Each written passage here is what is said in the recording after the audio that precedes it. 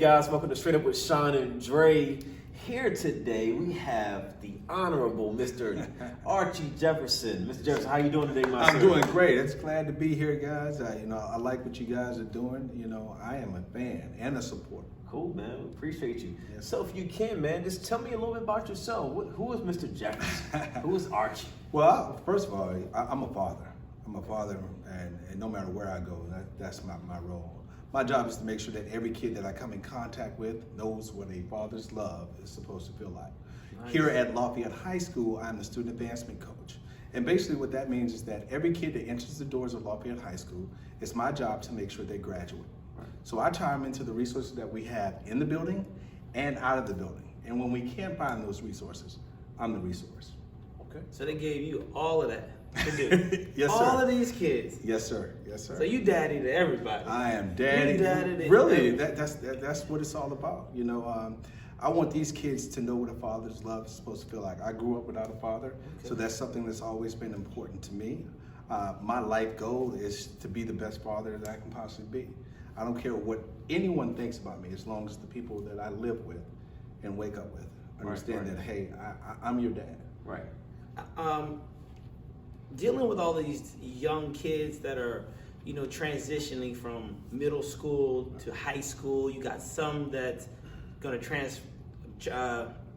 transferring from high school to college or to the real world. What are some struggles that you see that maybe parents could know or learn from to help their kids transition better? Because you're with them 8 hours a day. Yes, sir. I think looking on the outside in and how we grew up, a lot of times we spend a lot of time at school. True. So these outside people influence so much of our lives, and Right. then parents got to be parents, lay down the law, Right. boom, boom, boom, boom, boom. But you get to spend all of this time, so you get to learn them. Right. You get to learn their ways, and what are some things that maybe they could do or look for? Because we deal with a lot of young kids too, athletes and whatnot, and sometimes I'm like, I gotta come in your world and your space to even know what's going on. Yes, sir. Yes, sir.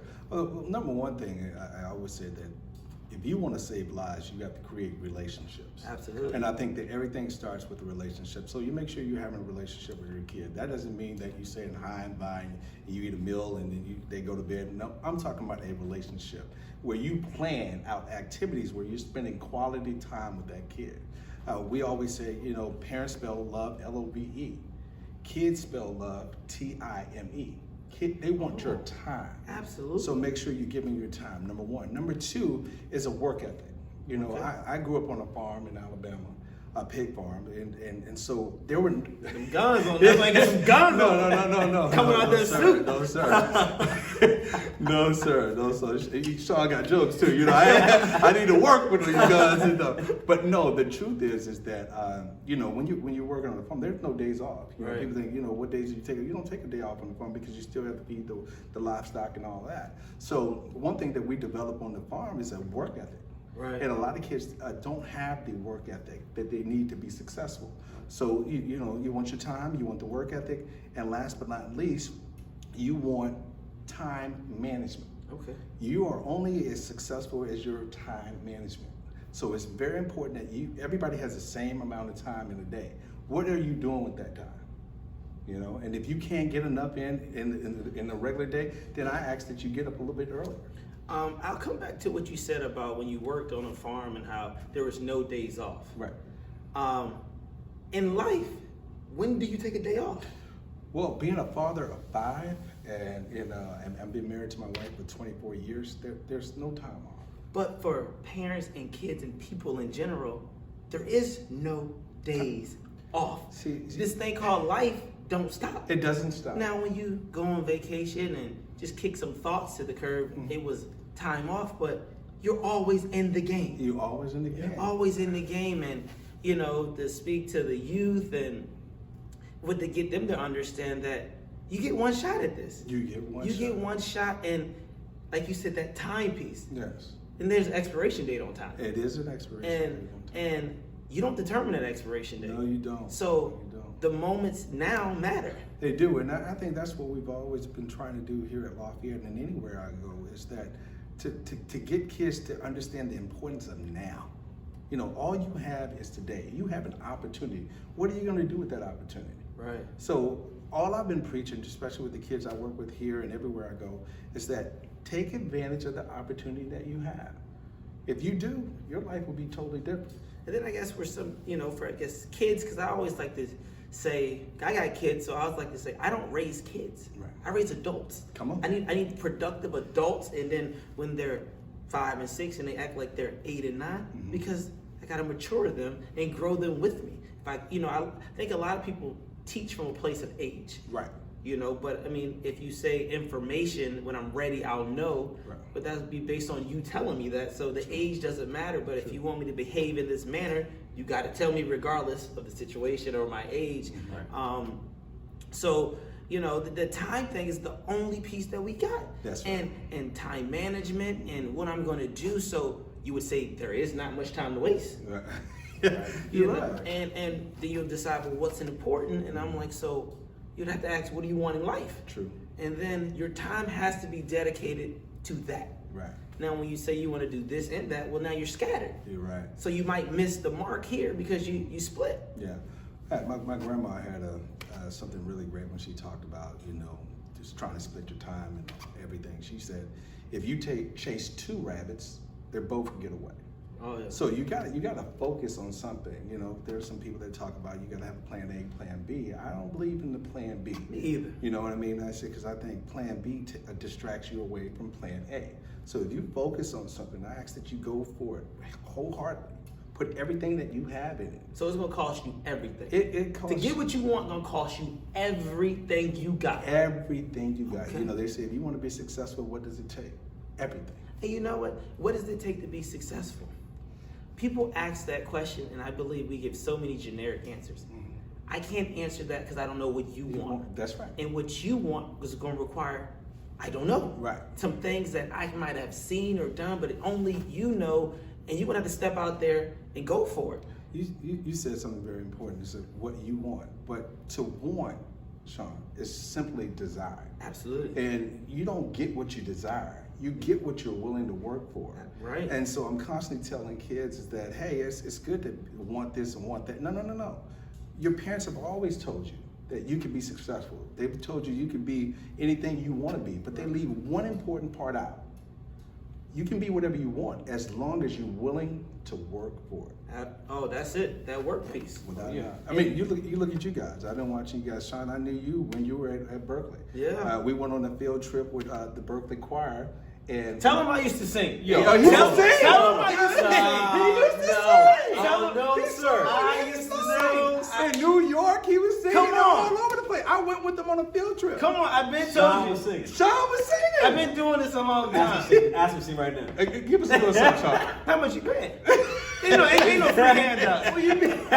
Listen, Well, so it's interesting because we all have these connections in life, and I like you about to state that you know Sean for a long time back. I remember when we was Berkeley kids, Middle School, yeah. and you about to state that you probably know me for the past. Oh God, well, for a long time too, yeah. And then we kind of got closer in the past 6-7 years. Yes, sir. People ask us this all the time as we're talking about time and focusing and all that stuff. People always ask us, how do you find time to do all these things? How do you not? That's what I say. The same thing. That's what I say. And I say, You got how many hours you got today? You got 24. but you know what? I say, look. So whenever you're done for your day, Right. that means you're done doing what typically what you had to do to get currency. Right. But all right, so that's coming. So I don't want that. It's something else that I'm looking for, True. and That I'm planning. chances are I got to go right back to work to get it. Yeah, that's right. And we make excuses and all these why I can and cannot. But why can't you do it? Why can't you You do know, it? just because it's Saturday means what? Right. Just because it's 11 o'clock means Means what? what? We making excuses, but then we think if we click our heels together and pull on you enough and complain that we're going to get what we want. And I think the way the world is shifting and with society, you got social media, these pieces that it's almost twisting the narrative backwards. So for the kids, they're turned around. They're turned around trying to figure out how to get what I want when you're doing it all wrong. Like That's we, right. we see your intentions and we see, but the distractions are there, the influences. You're looking at, we spoke on social media and like all these celebrities and they influence these kids to be adults, not knowing that, like, is that what you want? Right. If that's what you want, do you know what energy comes with that? Do you know what kind of conversation comes with that? Right. They're going to address you a certain way because of that. Yeah. But then we say, well, that's not what I meant. So we're doing real life actions, but that's not what we meant. But that's exactly what we're doing. Right. So that's already confusion. Yes. And Right. I think for parents, social, it's not so much denying kids that stuff. But you got to come in that world to educate them on what's what. And if you do this, and this, you're going to get caught here. Even stuff that people put online and then they wonder why they get caught. Like, well, that. Right. I didn't know. You did know. But you just thought you were invincible based upon the other people that you're looking at that are doing the same things. That those are adults. They have the money. They're not really worried about what anybody got to say. And I always like to say, say and feel and do what you want, but are you getting what you want? Right.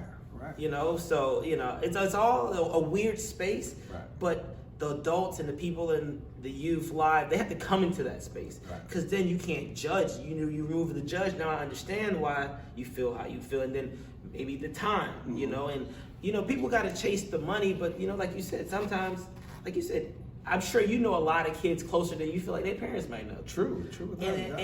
And we all got to come down to, what is it that we want? True. Is it the house to put the kids in, or is it the quality time, and how do you get that? And I just to give you some insight on that. Wants show up in conversation. Oh yeah. Expectations show up in behavior.